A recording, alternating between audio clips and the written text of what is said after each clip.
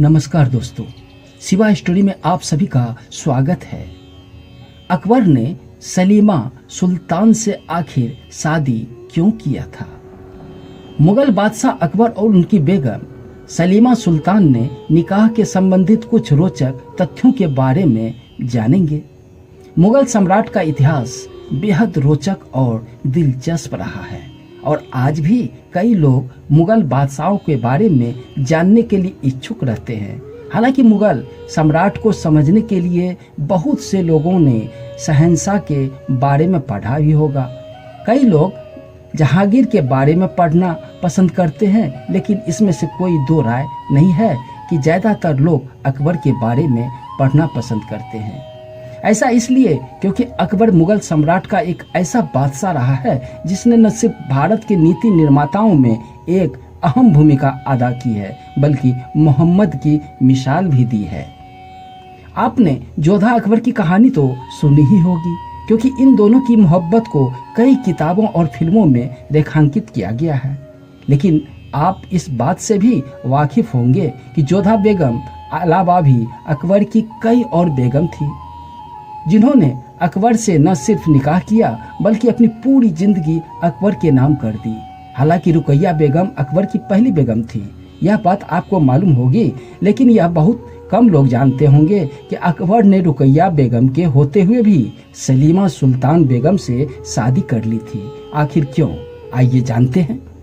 सलीमा बेगम तैमूर राजवंश से ताल्लुक रखती थी। इनका जन्म 23 जनवरी 1539 को हुआ था। इनके पिता का नाम नसरुद्दीन था। कहा जाता है कि सलीमा सुल्तान बेगम अकबर की दूसरी पत्नी थी।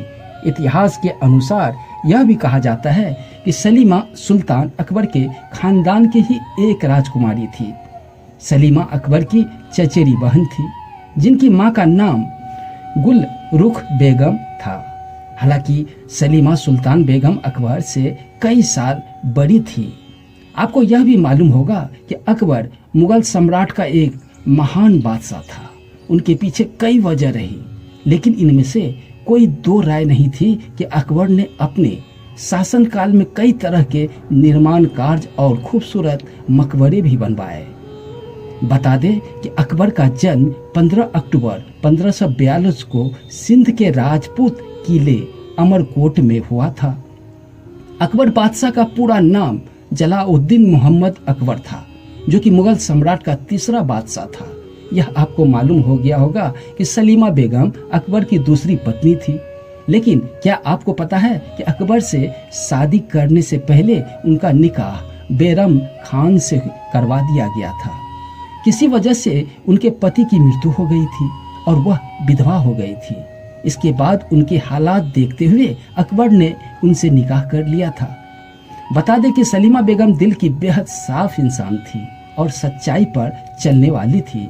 उन्होंने अकबर को कई बार सही रास्ता दिखाने का भी काम किया था। हालांकि सलीमा सुल्तान से निकाह करने की स्पष्ट वजह तो सामने नहीं आई, लेकिन कहा जाता है कि रुकैया बेगम शादी करने के बाद अकबर की कोई संतान नहीं थी, इसलिए अकबर ने सलीमा सुल्तान से शादी करने का फैसला लिया था। इसके अलावा दूसरी वजह यह भी बताई जाती है कि सलीमा सुल्तान कम उम्र में ही विधवा हो गई थी, इसलिए अकबर ने उनसे निकाह करने का फैसला लिया और उनकी जिम्मेदारी उठाने का भी फैसला लिया। हालांकि सलीमा सुल्तान से ताउम्र निसंतान रही। अकबर की सबसे लोकप्रिय और पावरफुल पत्नियों में सलीमा बेगम का ही नाम आता है। लेकिन यह बात बहुत कम लोग को मालूम होगा कि अकबर की बेगम सलीमा बेगम को युग की खजीदा भी कहा जाता है, क्योंकि सलीमा न सिर्फ खूबसूरत थी बल्कि बहुत समझदार भी थी। इसलिए वह अकबर की वरिष्ठ बेगमों में शामिल थी। जब भी अकबर या उनके बेटे जहांगीर की मुगल दरबार के मुद्दों को सुलझाने के बारे में समझ नहीं आता था, तो वह सलीमा सुल्तान से ही सलाह लिया करते थे। उनकी मृत्यु 15 दिसंबर 1612 ईस्वी को हुआ था। उनकी कब्र आगरा में मौजूद है। हालांकि इन बात का स्पष्ट साक्ष्य नहीं मिलते हैं कि उनकी कब्र किस मकबरे में है, और कहा जाता है कि लेकिन कई जगहों पर उल्लेख मिलता है कि उनकी कब्र आगरा के किसी बाग में है। लेकिन इनके स्पष्ट साक्ष्य नहीं मिलते हैं।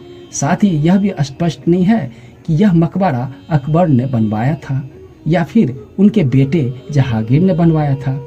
आपको बता दें कि सलीमा सुल्तान से शादी करने के बाद अकबर को जोधा बेगम से प्यार हो गया था और फिर उन्होंने जोधा बेगम से शादी कर ली थी।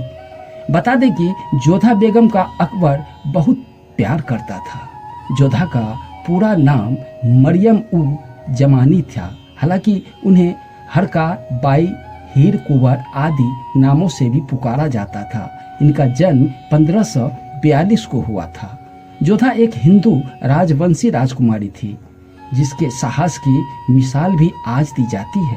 उनके पिता आमेर रियासत के राजा भारमल थे। हालांकि जोधा अकबर की पहली ऐसी बेगम थी जिन्होंने अकबर को संतान अलावा भी अकबर के कई और बेगम था जिसका नाम इतिहास के पन्नों में दर्ज है। दोस्तों, ये कहानी पसंद आई हो तो चैनल को सब्सक्राइब जरूर कर ले। मैं इसी तरह का ज्ञानवर्धक कहानियां लेकर रोज आता हूँ। धन्यवाद।